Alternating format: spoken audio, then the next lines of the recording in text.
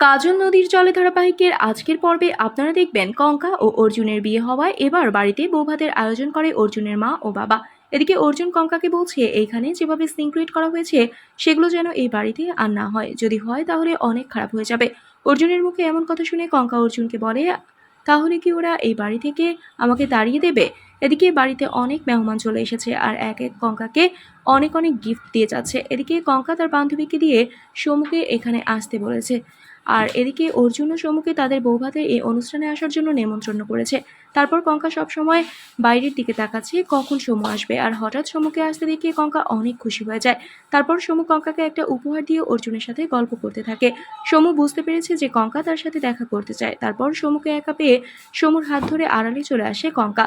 সমু কঙ্কাকে বলে, এখানে আমাদের দুজনকে যদি কেউ এভাবে কথা বলতে দেখে তাহলে কেলেঙ্কারি হয়ে যাবে। কিন্তু সমুর কোনো কথাই শোনে না কঙ্কা। তাহলে কি এবার বৌভাত অনুষ্ঠানে সমুখে আলাদা ডেকে কথা বলতে গেলে সব কথা আড়াল থেকে শুনে ফেলবে অর্জুন?